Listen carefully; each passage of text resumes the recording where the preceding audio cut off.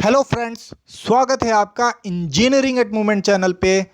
आज का टॉपिक है डिफेक्ट वर्सेस डिफेक्टिव। दोस्तों, ये ऐसा टॉपिक है जिसमें ज़्यादातर इंजीनियर जिसको लेके कंफ्यूज रहते हैं। इस पे उनके कॉन्सेप्ट्स नहीं क्लियर होते हैं।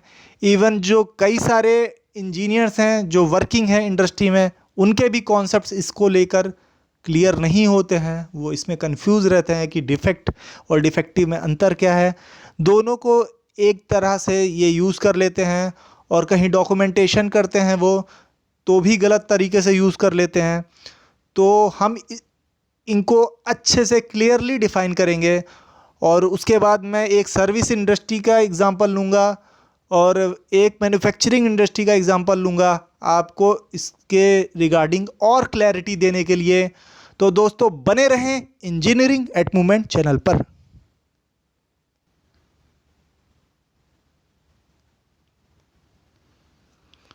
दोस्तों, किसी भी मैन्युफैक्चरर या सर्विस प्रोवाइडर के लिए कस्टमर किंग होता है। कस्टमर ही सब कुछ होता है।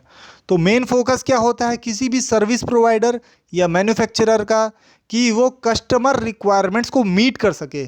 अगर हमारा कस्टमर हमसे खुश रहता है दोस्तों, अगर कस्टमर हैप्पी है, और वो हैप्पी कैसे होगा, प्रोडक्ट की क्वालिटी अच्छी मिलेगी उसे, टाइमली उसके ऑर्डर मीट कर दिए जाएंगे, तो वो हैप्पी रहेगा दोस्तों।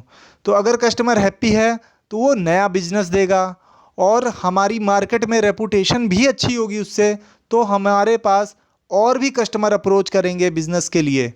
तो दोस्तों, customer is king, customer is everything, ये चीज़ हमें समझनी है। और फोकस क्या है हमारा, हमें कस्टमर रिक्वायरमेंट्स को मीट करना है। मेन फंडा यही होता है ज़्यादातर मैन्युफैक्चरर और सर्विस प्रोवाइडर का। अब हम एक्सप्लेन करेंगे कि डिफेक्ट क्या होता है। कोई भी नॉन कन्फर्मिटी है जो कि कस्टमर स्पेसिफिकेशन को मीट नहीं कर रही है, वो डिफेक्ट है। और ये नेसेसरी नहीं है कि कोई भी प्रोडक्ट या सर्विस जो है जिसमें डिफेक्ट है उसे यूज़ नहीं किया जा सकता, वो फिट नहीं है, ऐसा नहीं है। तो फिर डिफेक्ट का इवैल्यूएशन हम करते क्यों हैं? डिफेक्ट का इवैल्यूएशन इसलिए करते हैं क्योंकि वो कस्टमर स्पेसिफिकेशन को मीट नहीं कर रहा है। अगर कस्टमर स्पेसिफिकेशन मीट नहीं होगी तो कस्टमर एक्सपेक्टेशन मीट नहीं होगी। कस्टमर स्पेसिफिकेशन हमें कहाँ से पता चलती है? कस्टमर स्पेसिफिकेशन हमें ड्राइंग से पता चलती है, या फिर कोई कम्युनिकेशन रिकॉर्ड है कस्टमर के साथ, उससे पता चलती है, या कस्टमर ने अलग से स्पेसिफाई किया है कहीं पर, उससे पता चलती है। और भी कई मेथड हो सकते हैं कस्टमर स्पेसिफिकेशन को जानने के, वो कस्टमर अपने आप कम्युनिकेट करता रहता है। तो कस्टमर स्पेसिफिकेशन मीट होनी चाहिए। और एक चीज़ और समझना है दोस्तों, अगर डिफेक्ट है प्रोडक्ट में तो हमेशा ये मतलब नहीं होता उसका कि प्रोडक्ट या सर्विस रिजेक्ट है या फिर नॉट फिट फॉर यूज़ है।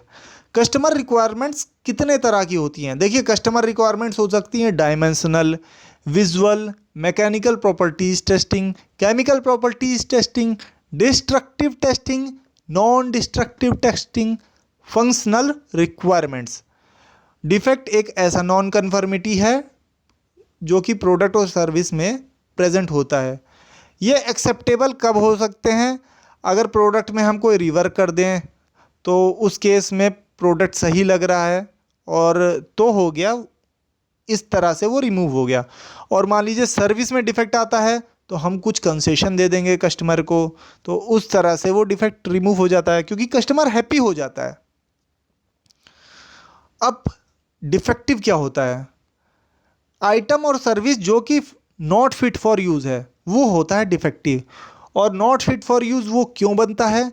क्योंकि वो कस्टमर रिक्वायरमेंट्स को मीट नहीं करता है और बहुत ही ज़्यादा उसमें डिफेक्ट्स प्रेजेंट होते हैं, या कोई एक ऐसा डिफेक्ट प्रेजेंट होता है जिसका अमाउंट बहुत ज़्यादा होता है, जिसकी क्रिटिकलिटी बहुत ज़्यादा होती है। उस केस में वो प्रोडक्ट या फिर सर्विस अनएक्सेप्टेबल हो जाता है। तो प्रोडक्ट या फिर सर्विस या तो डिफेक्टिव हो सकते हैं या नॉन डिफेक्टिव हो सकते हैं। डिफेक्टिव फेल फॉर यूज़ होते हैं, मतलब हम उसे यूज़ नहीं कर सकते, और non defective pass for use होते हैं, यानी हम उसे यूज़ कर सकते हैं। डिफेक्टिव्स जो होते हैं प्रोडक्ट या सर्विस वो रिजेक्ट होते हैं। यानी हमारा कोई भी प्रोडक्शन में पार्ट बन रहा है जो रिजेक्ट हो जा रहा है वो डिफेक्टिव हो गया, या फिर कस्टमर से रिटर्न आया कुछ पीसेस का जो कस्टमर ने बोला कि रिजेक्ट है उनकी तरफ से, तो वो हो गया डिफेक्टिव। उसी तरह सर्विस इंडस्ट्री में कोई ऐसी सर्विस दे दी जिससे कस्टमर बहुत ज़्यादा अपसेट हो गया और वो नेक्स्ट टाइम आपके साथ बिजनेस नहीं करेगा, यहाँ तक सोच सकता है। तो कस्टमर बहुत ज़्यादा अपसेट हो जा रहा है किसी सर्विस से, तो वो हो जाएगा डिफेक्टिव, क्योंकि वो उसे एक्सेप्टेबल नहीं है, तो वो हो जाएगा डिफेक्टिव। अब हम इस पे एग्ज़ाम्पल देखेंगे। दोस्तों मैं पहले सर्विस इंडस्ट्री का एग्ज़ाम्पल उठाता हूँ। तो कोई भी वेबसाइट है, एक वेबसाइट सर्विस प्रोवाइडर कंपनी है जो कि किसी भी हॉस्पिटल को या फिर किसी भी मेडिकल शॉप को जो है वेबसाइट सर्विस प्रोवाइड कर रही है। अगर उस वेबसाइट का लोडिंग टाइम 1 मिनट ज़्यादा आ जाता है कभी, तो उस केस में वो डिफेक्ट हो गया, क्योंकि वो एक्सेप्टेबल है हॉस्पिटल के लिए या मेडिकल शॉप के लिए, और वो बोलेंगे ठीक है, वो अपनी कंप्लेन करेंगे, हम उस पर रेक्टिफिकेशन कर सकते हैं, और रीवर्क हो गया तो फिर वो एक्सेप्टेबल हो जाता है।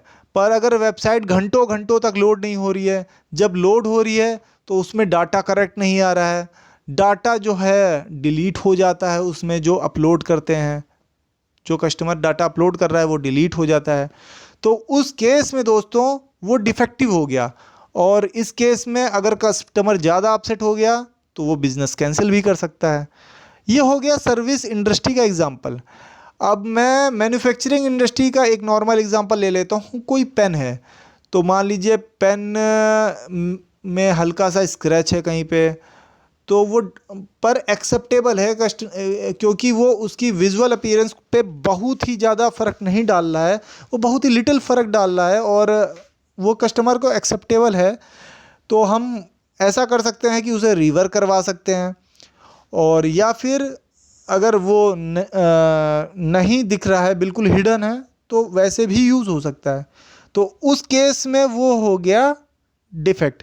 पर अगर उसकी इंक पूरी जैम हो गई है और वो चल नहीं रहा है पेन, या फिर स्क्रैच इतना ज़्यादा है कि वो उसके विजुअल अपीयरेंस को बहुत गंदा कर दे रहा है, वो एक्सेप्टेबल बिल्कुल भी नहीं है, वो हो गया डिफेक्टिव और कस्टमर इससे अपसेट हो जाएगा।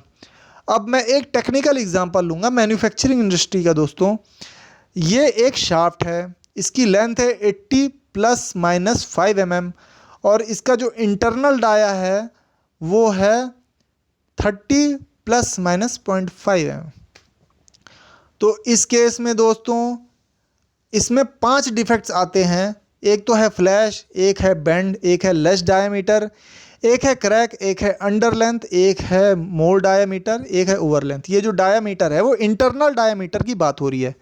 अब देखिए फ्लैश है तो वो रीवर्क से सही हो जाता है, बेंड है तो भी हैमरिंग एक्शन करके या कुछ और एक्शन करके इसको रीवर्क करके सही किया जा सकता है और इसका स्ट्रेटनेस देखते हैं तो ओके आ जा रहा है। लेस डायमीटर है तो इंटरनल डायमीटर पे थोड़ी मशीनिंग करके उससे सही किया जा सकता है। क्रैक है और क्रैक ज़्यादा है तो ये एक्सेप्टेबल नहीं होगा, नॉट फिट फॉर यूज़ हो जाएगा, ये डिफेक्टिव बना सकता है शाफ्ट को। अंडर लेंथ है तो ये शाफ्ट यूज़ नहीं हो सकता क्योंकि ये शॉर्ट पड़ जाएगा जहाँ पे असेंबली होगी, तो ये डिफेक्टिव हो जाएगा। मोर डायमीटर है इंटरनल डायमीटर तो ज़्यादा हो गया, यानी मटेरियल रिमूवल पहले से ज़्यादा हो चुका है जहाँ पे मैन्युफैक्चरिंग हो रही थी, तो इसलिए ये नॉट फिट फॉर यूज़ इसे कर देगा। ओवर लेंथ है तो पाइप को कट करके उसको यूज़ किया जा सकता है। तो देखिए मोर डायमीटर है या फिर अंडर लेंथ है या फिर क्रैक है, इन केसेस में ये ऐसे डिफेक्ट हैं कि इस शाफ्ट को नॉट फिट फॉर यूज़ बना रहे हैं।